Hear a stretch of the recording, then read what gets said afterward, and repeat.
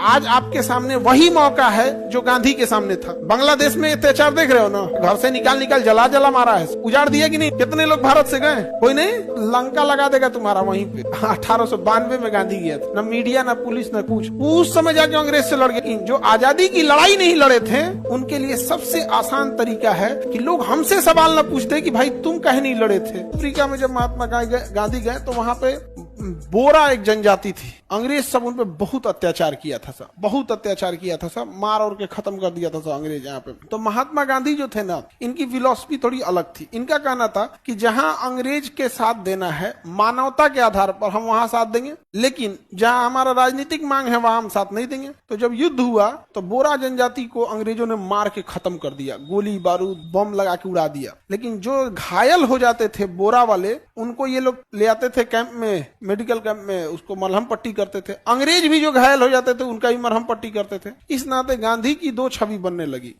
एक बड़का समाज सुधारक है, दूसरा एक मतलब ये मानवतावादी भी है, समाज सुधारक भी है, मानवता। नेटाल एक जगह नाम था।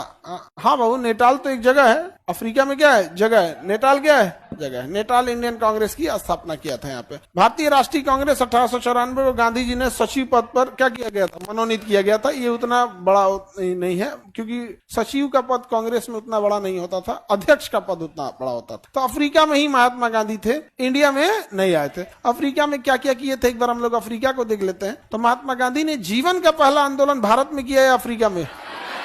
हाँ, आप पहले जो गांधी से अपने से सोच के देखिए, आप अफ्रीका में जाके इतनी आंदोलन करने के सोचिएगा, इतना मार मारेगा आपको ना। अफ्रीका छोड़ो ना, तुम जाओ श्रीलंका में एगो आंदोलन करके दिखाओ। हाँ, जो श्रीलंका इतना छोटा जिसका कोई पावर और नहीं है, लंका लगा देगा तुम्हारा वहीं पे। हाँ, जाओ तो नहीं बांग्लादेश में आंदोलन करके दिखाओ, यहाँ बहुत अत्याचार हो रहा है। अभी देखो बांग्लादेश में अत्याचार हो रहा है ना, है हिम्मत चल जाओगे। ऐसे ही भारतीयों पे अत्याचार अफ्रीका में होता था। और कब? 1894 की बात कर रहे हैं, 1891-92 की, मतलब 200 साल पहले ही, लगभग 150-200 साल पहले की बात कर रहे हैं। न मीडिया न पुलिस न कुछ। उस समय जाके अंग्रेज से लड़ गया अफ्रीका में। समझ में आ गया कि नहीं आ गया? तो गांधी को एक तरह से आप गौर करके देखिएगा कि एक होता है ना कि जो कुछ नहीं किया रहेगा, जैसे मान के चलिए ब्याह शादी में देखिएगा, जो न पैसा दिया है किसी के, मान के चलिए किसी की गरीब के यहाँ शादी हो रही है, उसका सारे लोग, गांव के लोगों ने सोचा कि मिलजुल के इसके यहाँ ब्याह शादी कर, तो कई आदमी का योगदान होगा। कोई कहेगा हम लाइट बत्ती देख लेंगे, कोई तंबू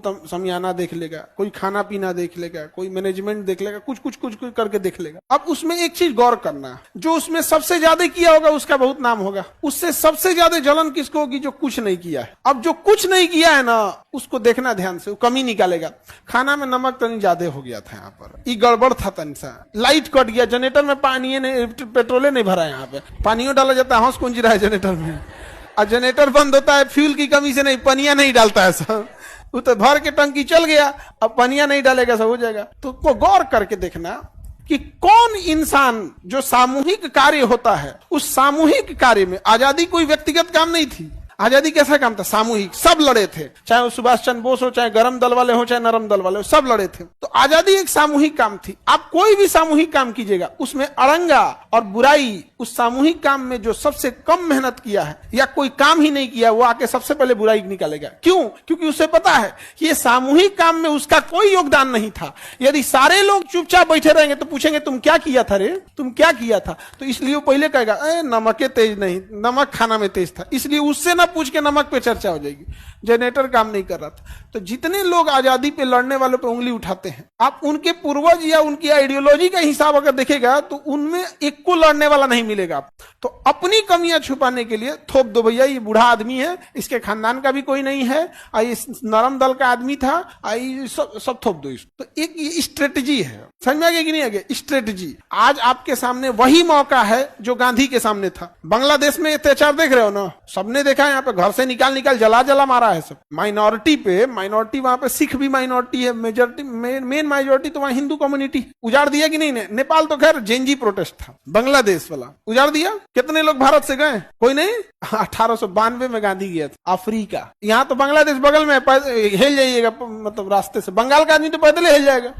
अब जैसे यूपी झारखंड का, बिहार झारखंड का जो बॉर्डर है, तो जो बॉर्डर वाला आदमी है तो साइकिल से चल जाएगा, उसमें क्या चाहता है, तो चल जाएगा। तो बंगाल का आदमी, आसाम का आदमी, त्रिपुरा का आदमी जो बांग्लादेश से सटा चल जाएगा। कितना लोग गए? लोग कोई नहीं गया। लेकिन जो आजादी की लड़ाई नहीं लड़े थे उनके लिए सबसे आसान तरीका है कि लोग हमसे सवाल न पूछते कि भाई तुम कहे नहीं लड़े थे। एक काम करो, गांधी को बदनाम करो। सुभाष चंद्र बोस को तो बदनाम कर नहीं सकते, लोग बड़ी मार मारेंगे। अच्छा गौर करना, जो गांधी की बुराई करते हैं कहेंगे गांधी बापू कैसे, और सुभाष चंद्र बोस की बहुत तारीफ करेंगे। सुभाष चंद्र बोस ही थे जो महात्मा गांधी को राष्ट्रपिता बोले थे, हम लोग ने थोड़े दिया था नाम, सुभाष चंद्र बोस ने दिए थे। तो ये एक बड़ा अच्छा तरीका है छुपाने का कि हमने, मेरे पे बस मत पूछो भैया हम क्या थे। समझ में आ गया कि नहीं आ गया?